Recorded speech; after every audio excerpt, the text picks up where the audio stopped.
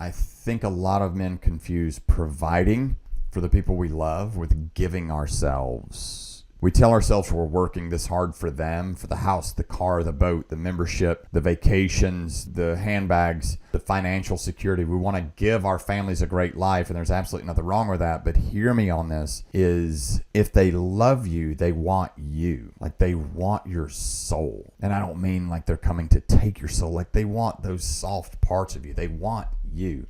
They want access. They want access to the person that's doing the providing. Welcome to All Can, No Can't, the podcast where we toss out excuses, face our fears, and reclaim control. I'm Jeff Luther, your guide to mastering the chaos and turning obstacles into opportunities. Whether you're an entrepreneur navigating the ups and the downs of building a successful business, or someone ready to rewrite the rules of your life, this is your space to grow, to push boundaries, and to embrace doing the hard shit that leads to greatness. Together, we'll explore stories of resilience, strategies for overcoming, and the mindset shifts that let you build a life on your terms. I use my experience with a life-altering diagnosis to help you find the can in every can't. So buckle up, because it's time to stop living in can't and start thriving in all can. You choose.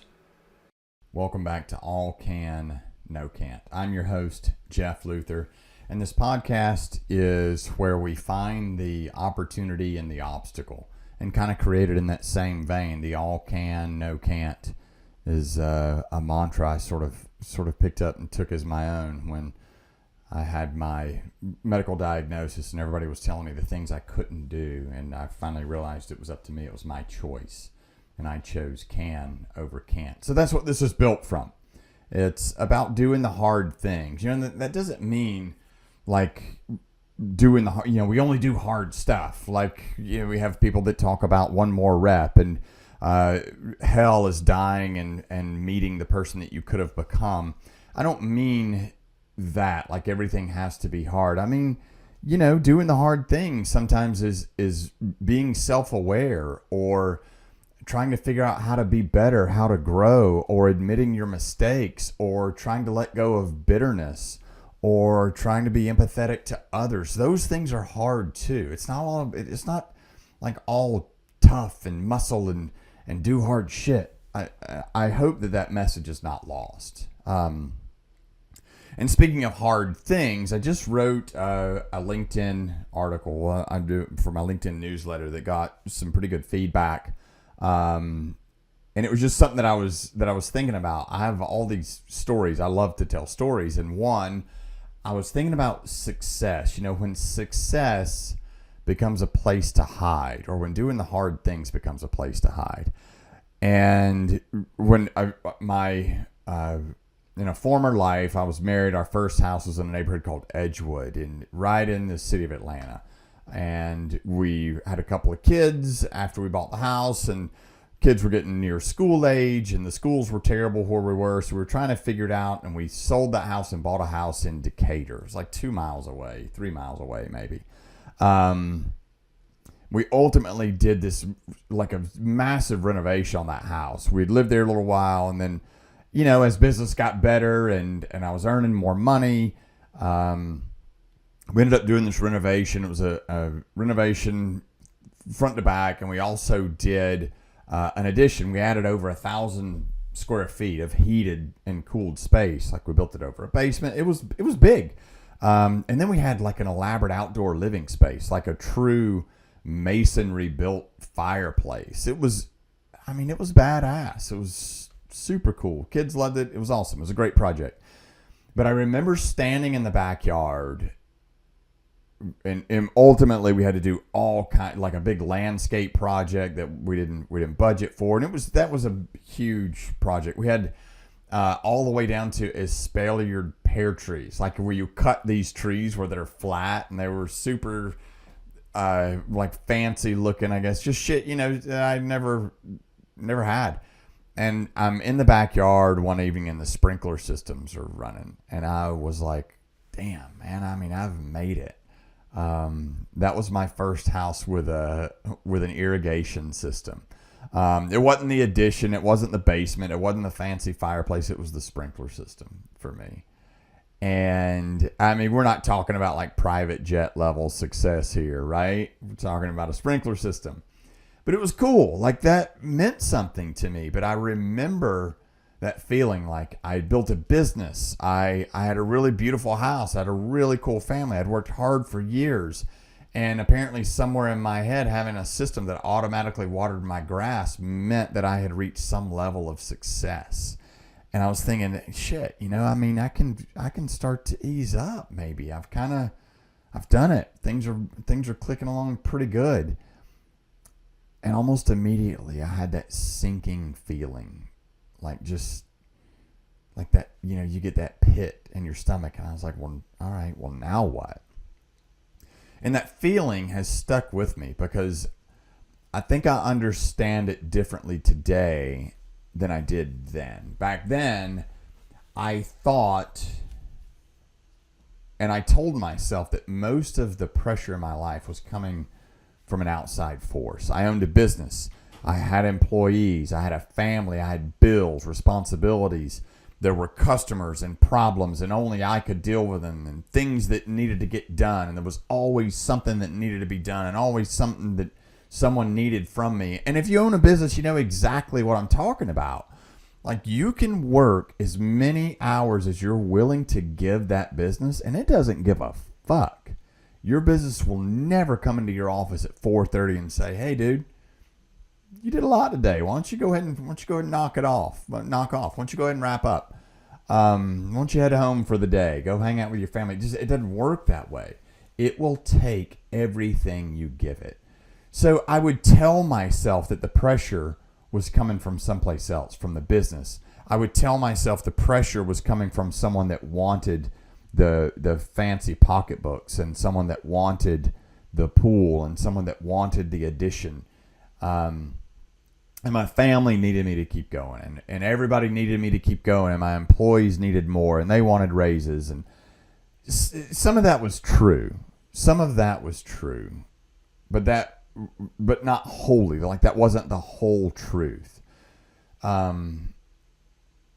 Because when I finally reached one of those places where I thought, okay, this is success. This is what it is. I can ease up now. I didn't ease up. Nobody stopped me.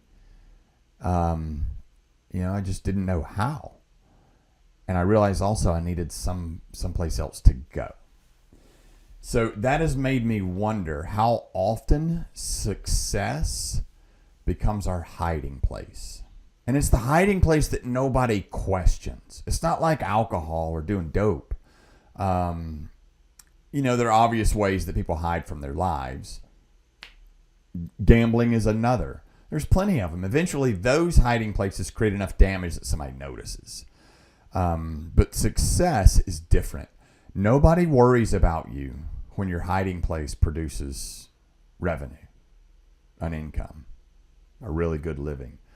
Nobody comes in and says they need to have an intervention because you grew your company 30% year over year. And if you don't own a business, nobody's going to sit you down because you got promoted and say, hey, this is affecting my life in the following ways. So stop working so hard and getting promoted and having good things happen. Nobody gets particularly concerned when you spend hours at the gym and get in really good shape. They admire you. You're driven. You're disciplined. You're ambitious. You're successful. Those are the words they associate with it. And sometimes that's exactly what's happening. But I want to be careful here because I don't believe ambition is some unresolved psychological problem for people. I don't believe if you're running ultras it's because you suffer addiction and that's just your drug of choice. I don't believe that as much as that circle does have that happen. Sometimes you work hard because you love what you do. Sometimes you train hard because you love training hard. Sometimes you want to make more money because making more money is fun. I was talking to a guy 2 weeks ago, dude that I love dearly, and we have coffee. I call it therapy every few weeks. And we were just talking about working out, and he's been kind of on that ride lately. And he said, look, man, I'm different than you. I don't want the strength because mine is about doing two specific movements: the snatch and the clean and jerk. That's what I want to do. So I strength train for that reason. Yeah, I know you can't tell by looking at me. And he said, "Look, dude, I don't want what you want. My thing is, I want to be able to take every member of my family out of my house in an emergency." And so I need the strength to pick them up. I need the stamina to do it over and over. So it's just different wants, and I totally dig that. Sometimes you want to make more money because money is fun. People say you can't buy happiness, right? But I do see that money solves a lot of problems. It makes people unhappy. So sometimes you want to build a bigger company because building companies is fun. One of my most favorite things in the world used to be when I would travel from South Carolina to Atlanta, and I would come back and tell my kids that I hired someone, I created a job. There doesn't have to be something wrong with you because you want more. I still want more. I don't want to make my life small. It's not what I'm interested in. But there's a difference between wanting to accomplish something and needing to accomplish something. And I certainly did not understand that difference for a long time. Achievement gave me evidence, but achievement also allowed me to hide from the things that I didn't want to address or didn't want to be part of. Achievement gave me the evidence. The business grew. I made more money. I could afford that house. I could afford the next house. I could afford the renovation. I could even afford a sprinkler system, right? My God, I was doing it. Each thing gave me a little bit of evidence that said, hey, man, you're doing okay. You're doing the right thing. Maybe even sometimes I felt like I was good enough. It's kind of hard to say. The problem, though, is evidence expires really quickly. It's like the Louis Vuitton purse, right? You get the purse, you know how it's going to make you feel. That evidence of having that purse, the smell, the bag, all of it, it feels good, but then it expires. You hit the revenue goal, and pretty soon, that's just what the company does. I remember sitting in a meeting with my team, and we had hit the $2 million mark, and someone looked at me and said, you know what? You are now a multi-million-dollar company. And that lasted for probably that day. You buy the fancy house, eventually that's just where you live. You get the promotion, 6 months later, it's just your job. You install the sprinkler system, and eventually it just waters the fucking grass. So if you're using achievement to answer the question, am I enough? Then that might be a problem because you're going to need another accomplishment, another thing, and then another, and then another, and then another. It's like the hedonic treadmill, right? Like hedonism is like this exciting new fancy thing. Like think about going to, for us American folks, you're going to a topless beach in a foreign country, and you see like nude women, like, oh, whoa, oh my gosh. To them, it's just going to the beach. That hedonic treadmill, you get the thing and then it expands, and then you get that thing and then it expands, and then you get the next and it expands. Your boundaries expand. And I explained it to a friend like this recently. She has a friend that, I don't know, I'll explain it this way. When you have someone in your circle that are doing things that morally you have opposition to. Let's say you have someone in your circle that is not faithful to their wife, and you continue to stay friends. Like the first time you're appalled, right? And so a few months go by, and it doesn't happen. Then it happens again, and then you're kind of appalled again.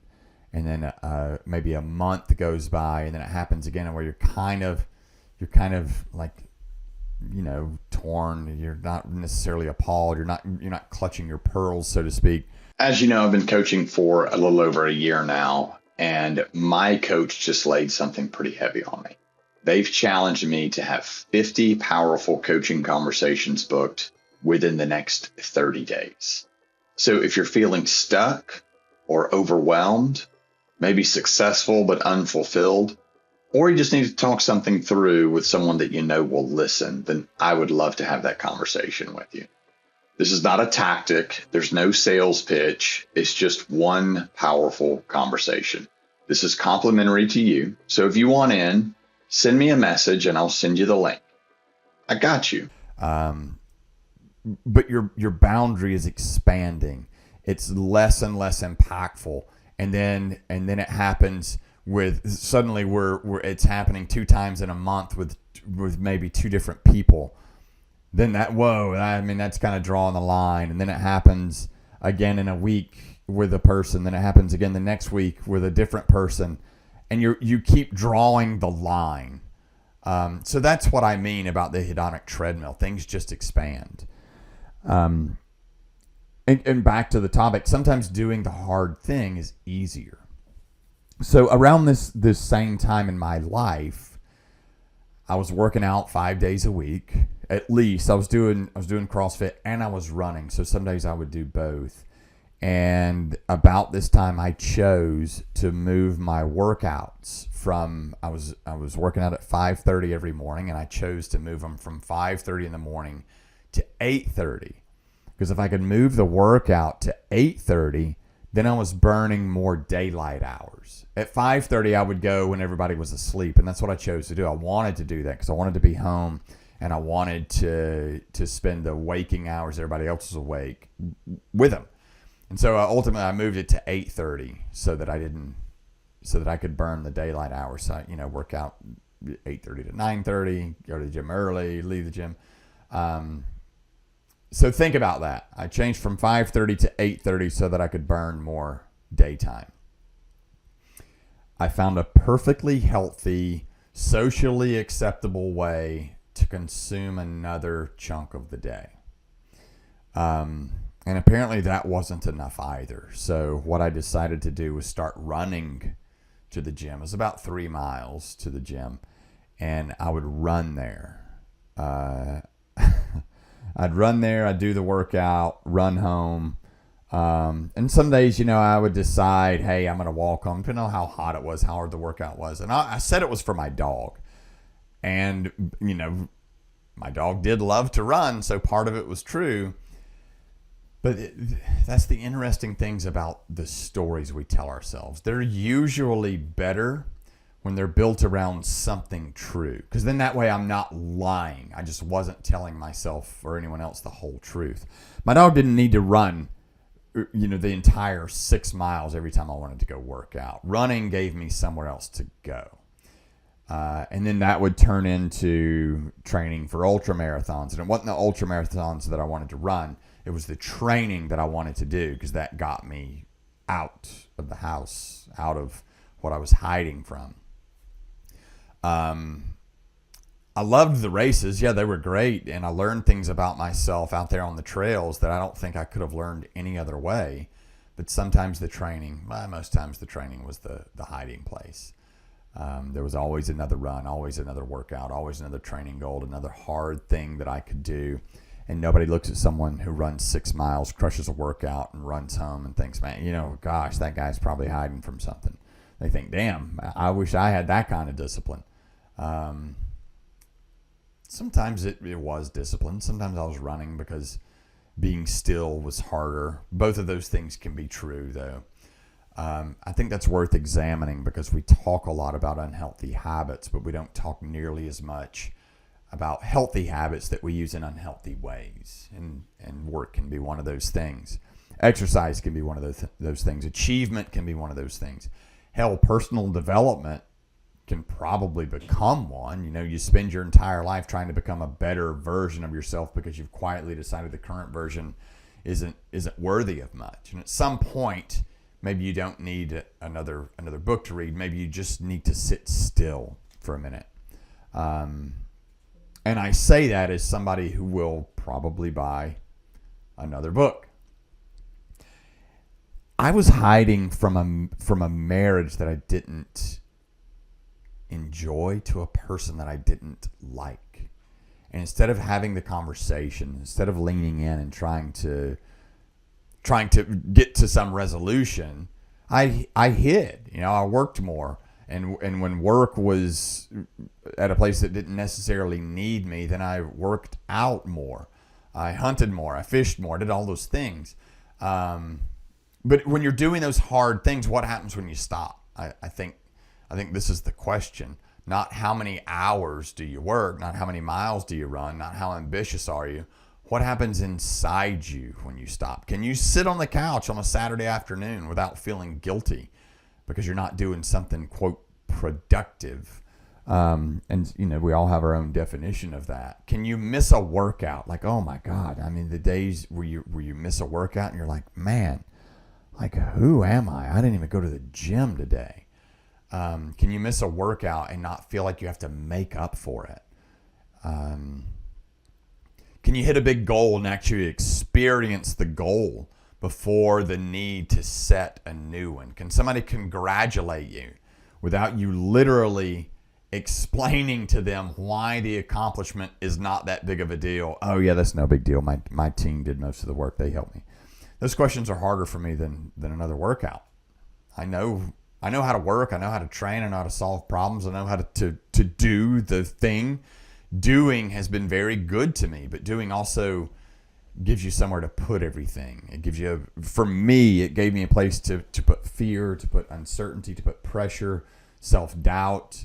If I don't know what to do with any of that, then there's almost always something productive I can go accomplish instead. And productivity, that gets rewarded. That's a pretty effective hiding place. And just as a side note, this is specifically geared to men, and it could apply to women as well. I don't know. I'm not a woman, so I can't see that perspective.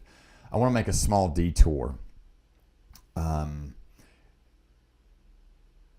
know that men do this. I think a lot of men confuse providing for the people we love with giving ourselves to the people we love.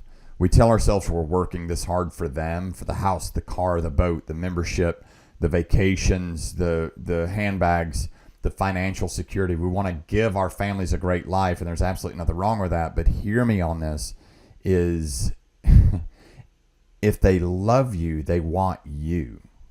Like, they want your soul. And I don't mean like they're coming to take your soul. Like, they want those soft parts of you. They want you.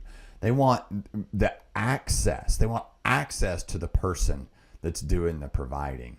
And we can spend years sacrificing ourselves to give people things that they never asked us to sacrifice ourselves to give them. Providing things and providing yourself are not the same. Maybe I wish I'd understood that distinction earlier. At this point, I'd say I'm glad I didn't.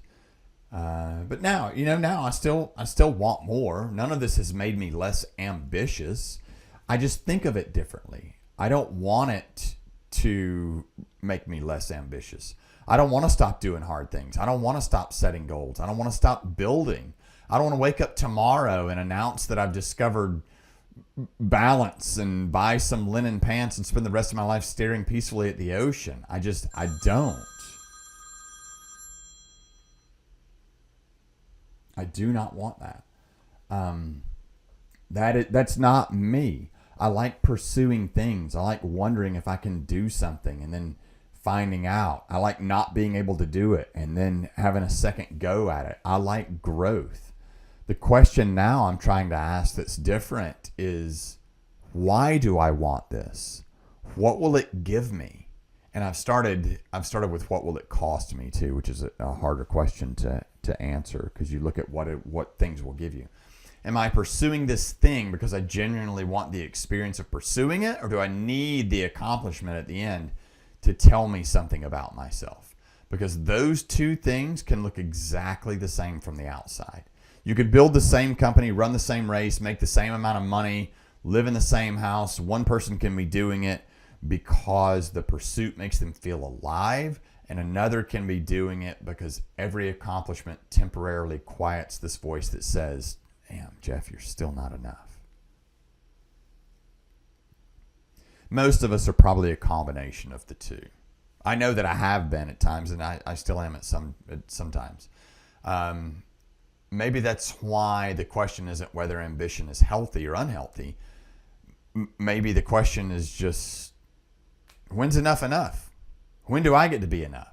Because if the answer is after the next goal, if you're enough after the next goal, I will save you the time. There will always be another goal. There's always another goal.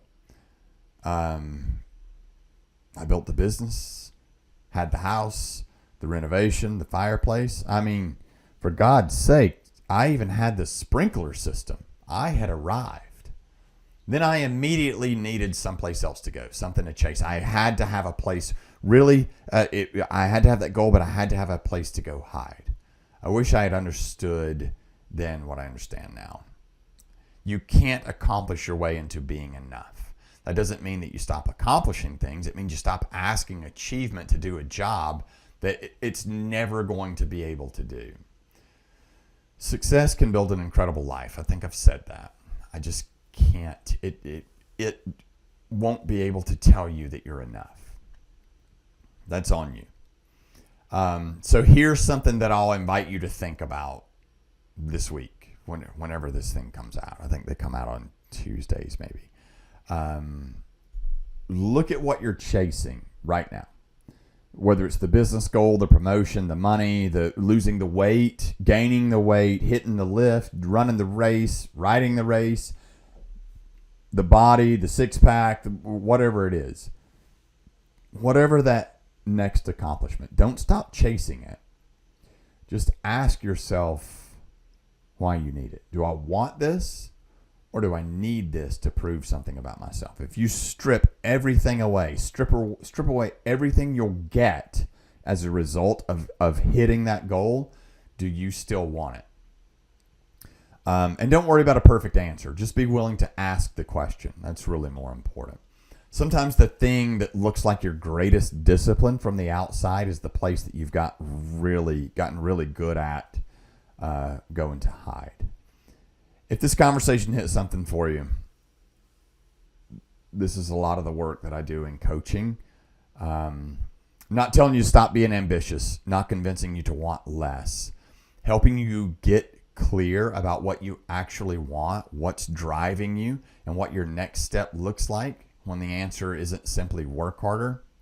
If you'd like to talk that through, I offer a completely complimentary coaching call. You can find the link. We'll put the link in the show notes. And that way you can just click the link, book an hour or so call, and I find there's no structure, there's no expectations. It's not a sales pitch, but I find that the best conversations are the ones that happen organically with no agenda. So I'll invite you to that. It's completely complimentary. And until next time, keep growing, keep becoming, and remember every choice that we make, we're casting a vote for the person that we're becoming. Just make sure that you know why you're going, why you're chasing the thing. And until next time, I absolutely cannot wait to see you. So this has been the All Can, No Can't podcast. I'm your host, Jeff Luther. Keep becoming. Thanks for listening to All Can, No Can't. If today's episode resonated with you, remember it's not about the chaos you face. It's about how you choose to take back control. It's about finding that one small can in the can't you're given and grinding it down. Find your angle, carve your place out in the world, and get the fucking win. Do that by finding what you can do and not listening to what you can't. You choose. Be sure to subscribe, share, and leave a review. Your support helps me reach more people that are ready to embrace the all-can mindset. And it lets them know there's someone that's willing to walk with them no matter how dark the path gets. You can find me on Insta at JDLuther 2.0 and allcan_no-can't. This is where I share more tips, stories, inspiration to help fuel your journey.